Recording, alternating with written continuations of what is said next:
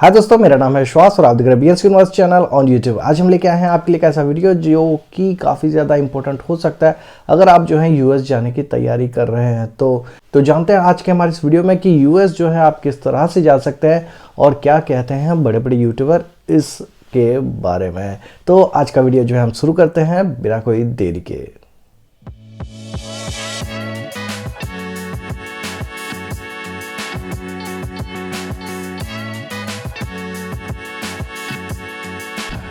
जैसे कि पिछले एक महीने से जो है मैंने देखा है कि कई सारे बड़े यूट्यूबर्स जो है यूएसए के वीज़ा के बारे में जो है वीडियो बना रहे हैं। एक जो बड़ा यूट्यूबर है जो कि कहता है कि आप जो गरीब माँ के बेटे लोग हो वो लोग जो है विदेश आओ और बहुत सारे पैसे कमाओ। और दूसरा जो यूट्यूबर है वो काफ़ी पुराना है और जब से मैं वीडियो बना रहा हूँ उस टाइम से जो है या फिर उससे 1-2 साल पहले से जो है वो वीडियो बना रहे हैं, तो वो भी जो है यूएस के बारे में वीडियो बना रहा है। दोनों ने जो है ऑपोजिट चीज़ें कही हैं। एक यूट्यूबर जो है कहता है कि यूएस का जो B1 B2 वीज़ा है वो किसी को भी मिल सकता है, आप जो है अप्लाई कीजिए, इसमें कोई भी बैंक बैलेंस की ज़रूरत नहीं है, ना ही कोई जॉब ऑफर की ज़रूरत है और आप जो है बड़ी ही आसानी से यूएस पहुंच सकते हैं। बट दूसरा जो यूट्यूबर है जो कि काफ़ी ज़्यादा पुराना यूट्यूबर है वो कहता है कि बिल्कुल ऐसा नहीं है। अगर आपको यूएस का B1 B2 वीज़ा जिसे कि टूरिस्ट वीज़ा या फिर बिजनेस वीज़ा भी कहते हैं वो अगर आपको चाहिए देन आपको जो है बैंक स्टेटमेंट चाहिए होगा, आपको जो है सैलरी स्लिप चाहिए होगा, अगर आप जो है गवर्नमेंट जॉब करते हैं देन एनओसी चाहिए होगा वहाँ से, तो कई सारे और भी डॉक्यूमेंट जो है वो बोलता है कि ये सारे डॉक्यूमेंट्स हो तभी जाके जो है आप यूएस का वीज़ा अप्लाई कर सकते हैं।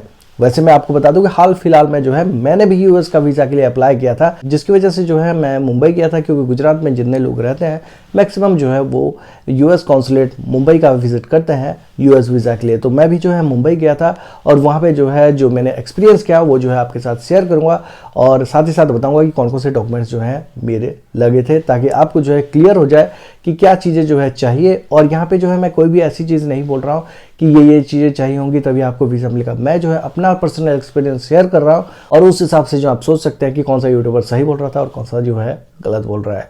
अगर हम जो है जब मैं फॉर्म भर रहा था तब उसकी बात करें देन वहाँ पे जो है फॉर्म में काफ़ी सारी डिटेल्स मांगी जाती है, जैसे कि आपकी एजुकेशन की डिटेल्स मांगी जाती है, आप कहाँ जॉब कर रहे हैं उसकी डिटेल्स मांगी जाती है, आपकी सैलरी क्या है वो डिटेल्स जो है मांगी जाती है। साथ ही साथ आपका यूएस में कहाँ पे आप स्टे करने वाले हैं, अगर कोई रिलेटिव है देन उसके डिटेल्स मांगी जाती हैं। तो ये सारी डिटेल्स भरने के बाद जो है आप पेमेंट करते हैं। पेमेंट करने के बाद जो है आपको डेट मिलती है। डेट मिलने के बाद जो है आप जो है यूएस कॉन्सुलेट विजिट करते हैं अपनी अपॉइंटेड डेट पे, और उस दिन पे जो है अगर आप विजिट करते हैं देन आपको जो है पता चलेगा कि आप अकेले नहीं हैं जो कि यूएस जाना चाहते हैं। एक लंबी कतार लगी है, बोल सकते हैं कि सैकड़ों की तादाद पे जो है लोग यूएस जाना चाहते हैं और उनको जो है वीज़ा मिलने का इंतज़ार है, जिसकी वजह से जो है यूएस कॉन्सुलेट को भी ये पता रहता है कि काफ़ी सारे ऐसे लोग आएंगे जो कि ओवरस्टे करने वाले हैं B1 B2 वीज़ा पे भी, मतलब जो लोग टूरिस्ट वीज़ा का नाम लेके जाएंगे वहाँ पे बट वो लोग जो है वहाँ पे ओवरस्टे करेंगे। ये चीज़ यूएस कॉन्सुलेट को पता है, इसीलिए वो जो यूथ है उनको जो है जनरली वो रिजेक्ट कर देते हैं। 90% रिजेक्शन रेशियो है अगर आप एक यूथ हैं तो, मतलब अगर आपकी एज जो है 18 साल से लेके 50 ईयर्स तक के बीच में है देन आप जो है रिजेक्ट होने के चांसेस आपके 90% हैं, क्योंकि आपका ओवरस्टे करने का चांस जो है काफ़ी ज़्यादा है। क्योंकि काफ़ी सारे इंडियंस खासकर की अगर हम बात करें तो वो लोग जो है जाते हैं यूएस और फिर रिटर्न नहीं करते, जिसकी वजह से जो है यूएस के लोगों को ये लगता है कि हाँ भाई ये लोग जो है रिटर्न नहीं करने वाले, इसलिए जो कॉन्सुलेट के लोग हैं वो लोग आज जो है आपको वीज़ा नहीं देते। तो अगर आपकी एज जो है 18 से 50 साल के बीच में है, वैसे जो भी मेरे वीडियोस देखते हैं वो जनरली इसी एज ग्रुप को ही बिलोंग करते हैं, तो मैं आपको बता दूं कि 90% चांसेस है कि आपका वीज़ा जो है रिजेक्ट हो जाए। तो जो यूट्यूबर कहते हैं कि बिना कोई डॉक्यूमेंट्स के आप जो है यूएस आ सकते हैं बढ़िया आसानी से, वो जो है कहीं ना कहीं आपको ये चीज़ नहीं बताते कि रिजेक्शन रेट जो है वो 90% है अगर आप यूथ हैं तो ये चीज़ जो आपको ध्यान रखनी पड़ेगी कि रिजेक्शन रेट जो है काफ़ी ज़्यादा है। लेकिन फॉर्म भरते टाइम आपको कोई भी डॉक्यूमेंट अपलोड करने की ज़रूरत नहीं पड़ती। तो अगर आप जो है बिना कोई डॉक्यूमेंट के भी फॉर्म भरते हैं देन आप जो है अपनी अपॉइंटमेंट बुक कर सकते हैं और फिर जो है आप अपना इंटरव्यू दे सकते हैं।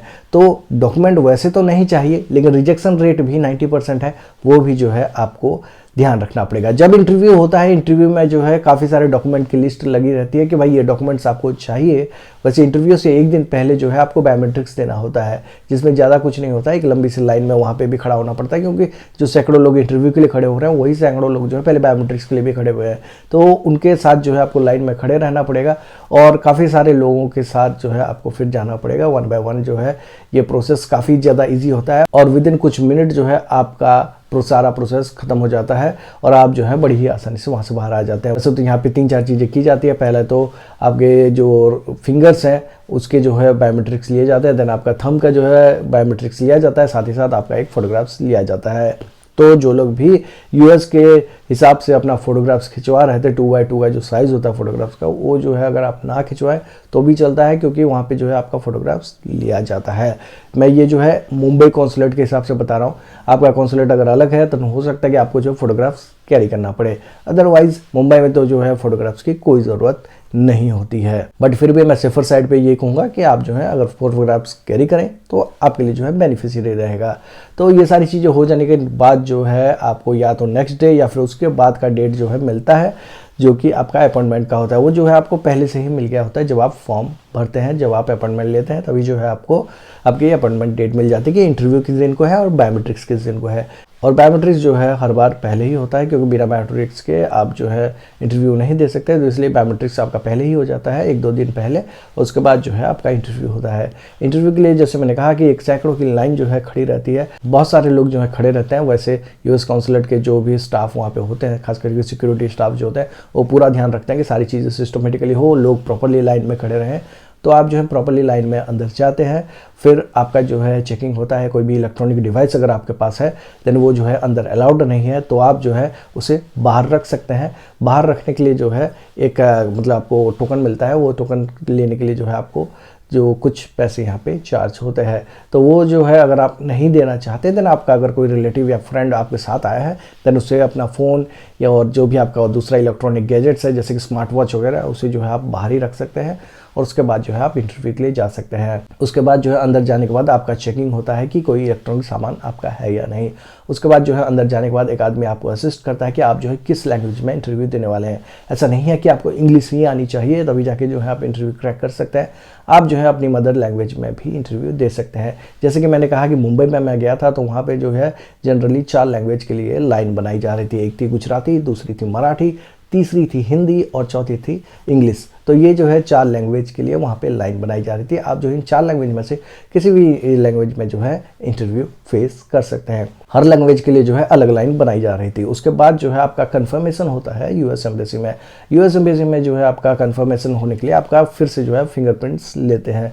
तो वो चीज़ें जो है हो जाने के बाद फिर आपको जो है आपकी लैंग्वेज वाली लाइन में रख दिया जाता है। अगर आप गुजराती में देने वाले हैं interview then Gujarati line, Hindi में देने वाले हैं तो हिंदी लाइन, देन इंग्लिश में देने वाले हैं देन इंग्लिश लाइन, एंड वैसे ही हिंदी और मराठी लैंग्वेज के लिए भी जो है सेम होता है। तो इस तरह से जो है आप फिर लाइन में लग जाते हैं और जैसे ही आपका इंटरव्यू का टाइम आता है, जैसे आपका नंबर आ जाता है, तो आप जो है फिर वहाँ पे एक विंडो होगा, विंडो पे जो है आप खड़े होके अपने सारे इन्फॉर्मेशन शेयर करते हैं। जनरली सबसे पहले जो वो पासपोर्ट मांगते हैं, पासपोर्ट मांगने के बाद जो है आपका पासपोर्ट वो स्कैन करते हैं और फिर आपके सवाल स्टार्ट होते हैं। जनरली जो सबसे पहला सवाल पूछा जाता है वो है कि आप यूएस क्यों जा रहे हैं और साथ ही साथ वहाँ पे जाने के बाद जो है आप कहाँ स्टे करेंगे। ये 2 सवाल जो है जनरली हर किसी से पूछा गया जितना मैंने ध्यान दिया है। तो अगर आप जो है जाना चाहते हैं यूएस देन आपको जो है पता होना चाहिए कि आप यूएस क्यों जा रहे हैं और साथ ही साथ आप कहाँ पे स्टे करने वाले हैं। अगर आप कोई रिलेटिव के पास स्टे करने वाले हैं देन उनका डिटेल्स जो आपके पास होना चाहिए कि वो जो है कहाँ काम करते हैं,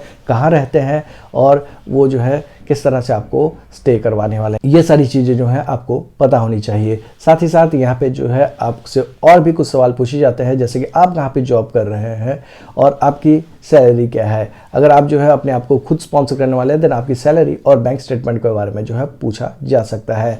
वैसे मेरे से पूछा गया कि आपकी सैलरी क्या है, साथ ही साथ यहाँ पे ये भी पूछा गया कि आपको जो है कौन स्पॉन्सर करने वाला है। क्या आप जो है खुद जाने वाले हैं अपने पैसों से या फिर कोई स्पॉन्सर कर रहा है यूएस से। तो ये चीज़ें जो है पूछी जाती हैं। वैसे कोई भी डॉक्यूमेंट्स इंटरव्यू के टाइम नहीं मांगे गए हमसे, ना ही हमारे आजू बाजू में जो लोग इंटरव्यू दे रहे थे उनसे भी कोई डॉक्यूमेंट्स नहीं मांगे जा रहे थे, क्योंकि जो डिटेल्स आपने भरी हैं उसी से रिलेटेड जो है आपसे सवाल पूछे जा रहे थे। तो यहाँ पे जो है कोई भी अदर इन्फॉर्मेशन की डॉक्यूमेंट्स जो है आपसे नहीं मांगी जा रही थी। इवन मुझसे ये भी नहीं पूछा गया कि आपकी जो फर्म है BNC यूनिवर्स, उसका जो है रजिस्ट्रेशन जो डिटेल्स है वो भी जो है शेयर करने की ज़रूरत नहीं पड़ी। वैसे तो मैं कई सारे डॉक्यूमेंट्स की कॉपी लेके गया था, लेकिन कोई भी डॉक्यूमेंट्स जो है उन्होंने मांगा नहीं। तो जो एक यूट्यूबर कहते हैं कि कोई भी डॉक्यूमेंट्स के बगैर जो है आप अप्लाई कर सकते हैं, वो कहीं ना कहीं जो है सच है, क्योंकि डॉक्यूमेंट्स जनरली मांगे नहीं जाते। इंटरव्यू जो है आपका हार्डली 1 से 2 मिनट का रहता है, मैक्सिमम अगर खींचे तो 3 मिनट का जो है आपका इंटरव्यू रहता है। तो 3 मिनट के इंटरव्यू में जो है वो आपके डॉक्यूमेंट्स चेक करने नहीं बैठेंगे कि भाई क्या गलती है आपके डॉक्यूमेंट्स में या फिर क्या सही है आपके डॉक्यूमेंट्स में। लेकिन हमेशा जो है यही कोशिश कीजिएगा कि सही डॉक्यूमेंट प्रोड्यूस कीजिए अगर मांगे जाते हैं तो, क्योंकि अगर आपका डॉक्यूमेंट गलत निकला देन आपको जो है उसका खामियाजा भुगतना पड़ सकता है। लेकिन जहाँ तक रही हमारी बात, हमसे कोई भी डॉक्यूमेंट नहीं मांगे गए। तो जो पहला यूट्यूबर बोल रहा था कि भाई कोई भी डॉक्यूमेंट नहीं मांगे जाते, तो यहाँ पे जो है उनकी बात सही हो जाती है कि कोई भी डॉक्यूमेंट्स हमसे भी नहीं मांगे गए। लेकिन यूएस की वेबसाइट में लिखा गया कि ITR लेके आना है, बैंक स्टेटमेंट लेके आना है, आपका जहाँ पे जॉब कर रहे हैं वहाँ से जो है NOC चाहिए, साथ ही साथ आपका सैलरी स्लिप चाहिए, और साथ ही बहुत सारे और भी डॉक्यूमेंट की लिस्ट दी गई है। तो वो सारी डॉक्यूमेंट्स जो है यहाँ पे चाहिए बोल के लिखा गया है। बट इंटरव्यू के टाइम हमारा पर्सनल एक्सपीरियंस यही था कि कोई भी डॉक्यूमेंट्स नहीं मांगे गए। तो अगर जो लोग भी अप्लाई करना चाहते हैं वो लोग जो है फॉर्म फिलअप कर सकते हैं, विदाउट एनी डॉक्यूमेंट्स जो है आप अप्लाई कर सकते हैं। लेकिन जैसे मैंने कहा कि 90% चांसेस है कि आपका वीज़ा जो है रिजेक्ट हो जाए अगर आपका एज ग्रुप जो है 18 साल से लेके 50 ईयर्स के बीच में बिलोंग करता है। तो क्योंकि जनरली जो हमने देखा यूएस कॉन्सुलेट में कि जो लोग भी सीनियर सिटीजन हैं उन लोगों को जो है वीज़ा मिल जा रहा था, और जो लोग भी यूथ को में बिलोंग कर रहे हैं खास करके 18 to 50 ईयर्स के बीच में उनको जो है वीज़ा रिजेक्शन हो रहा था। 50 ईयर्स के बाद वाले लोगों को जो है 50-50 का रेशियो देखा मैंने कि कुछ लोगों को मिल रहा था, कुछ लोगों को नहीं मिल रहा था। बट जो लोग सीनियर सिटीजन थे उनमें जो है रेशियो बदल जाता है और उनको जो है जनरली ज़्यादातर लोगों को मिल जाता है। तो इस हिसाब से अगर आप देखें तो जो लोग भी हमारा वीडियो देख रहे हैं उनको मैं पहली चीज़ बता दूंगी, 90% चांसेस है कि आपका यूएस का वीज़ा जो है रिजेक्ट हो जाए, चाहे आप टूर पैकेज के साथ जा रहे हो या फिर कोई स्पॉन्सर कर रहा हो या फिर आप जो है खुद ही एक्सप्लोर करने वाले हैं। तो ये सारी चीज़ें होने के बावजूद भी जो है आपके चांसेस हैं कि आप जो है रिजेक्ट हो जाए, क्योंकि आपको जो है पहला चीज़ जो आपको दर्शाना है कि आप जो है वहाँ पे ओवरस्टे नहीं करने वाले, आप जो है इंडिया वापस आएंगे या फिर अपनी होम कंट्री जो है वापस आएंगे। अगर वो चीज़ पे वो कन्विंस हो जाती है देन आपका वीज़ा मिल जाएगा। अगर उनको जो है लगता है कि आप ओवरस्टे करने वाले हैं देन आपका वीज़ा जो है नहीं मिलने वाला। तो इस चीज़ को जो है आप गार्ड बांध के रख लीजिए। और साथ ही साथ दूसरी इंपॉर्टेंट चीज़ है आपका फाइनेंस, कि आप जो है यूएस किस तरह से जाने वाले हैं, आपके खर्चे कौन उठाने वाला है, ये सारी चीज़ें जो है बहुत इंपॉर्टेंट है। तो ये दो चीज़ें अगर आप क्लियर कर देते हैं कि भाई आपका फाइनेंस भी स्ट्रांग है और साथ ही साथ आप यूएस में ओवरस्टे नहीं करने वाले, देन आपका यूएस का वीज़ा मिलने के चांसेस हैं। लेकिन जैसे मैंने पहले ही कहा है कि चांसेस है कि रिजेक्ट हो जाए, क्योंकि आपका जो एज ग्रुप है वो डाउट क्रिएट करता है, खास करके इंडियंस की अगर हम बात करें तो, क्योंकि काफ़ी सारे लोग जो है वहाँ पे इलीगली स्टे कर रहे हैं, जिसकी वजह से जो है ये प्रॉब्लम क्रिएट होती है। अदरवाइज़ इंडियंस को भी काफ़ी अच्छा रेशियो रहता वीज़ा मिलने का, बट क्योंकि काफ़ी सारे लोग इलीगली रहते हैं तो उस वजह से जो है रिजेक्शन के रेट काफ़ी ज़्यादा हाई हैं। तो आप अपनी कंट्री में देख लीजिए कि कितने लोग जो है वहाँ पे जाके इलीगली रहते हैं। अगर वो रेट हाई है देन आपके भी चांसेस जो है हो सकते हैं कि आपको जो है वीज़ा ना मिले। अगर आपके कंट्री में रेट अच्छे हैं कि भाई कोई इलीगली नहीं जा रहा है, देन चांसेस हैं कि आपको जो है वीज़ा मिल जाए। तो ये सारी चीज़ें जो है आपको ध्यान रखनी है। और यहाँ पे मैं ये नहीं बोलूँगा कि ये यूट्यूबर सही था वो यूट्यूबर गलत था, यहाँ पे मैं यही बोलूँगा कि डॉक्यूमेंट्स रिक्वायर्ड है एज़ पर द वेबसाइट। लेकिन अगर आप इंटरव्यू के लिए जाते हैं देन जनरली कोई भी डॉक्यूमेंट्स नहीं मांगा जा रहा है, बट केसेस टू केसेस जो है डिफर करती है और हो सकता है कि आपसे जो है डॉक्यूमेंट्स मांगा जाए। इसलिए जो भी आप इन्फॉर्मेशन फिलअप कर रहे हैं उसके जो है वैलिड डॉक्यूमेंट्स आपके पास होने चाहिए, उसका जो है आप ध्यान रखें। और फिर जो है आप यूएस के B1 B2 वीज़ा, जिसे कि ट्रैवल एंड बिजनेस वीज़ा बोलते हैं, उसमें जो है आप अप्लाई कर सकते हैं। आपको अगर हमारी सपोर्ट की ज़रूरत पड़े तो आप जो है हमें भी कांटेक्ट कर सकते हैं, हम भी जो है आपके बिहाफ पे इस वीज़ा में एप्लीकेशन आपका जो है कर देंगे। बाकी सारी चीज़ें जो है एम्बेसी के हाथ में होती है तो उन्हीं के हाथ में रहने देते हैं। तो अगर आप जो है जाना चाहते हैं यूएस देन कोशिश कीजिए कि आप जो है एक अच्छी प्रोफाइल के साथ खड़े हों तो आपके जो वीज़ा मिलने के चांसेस अच्छे रहें। तो बस इतना ही कहना चाहता था आज के हमारे इस वीडियो में। दिस इज विश्वास साइनिंग ऑफ, स्टे कनेक्टेड।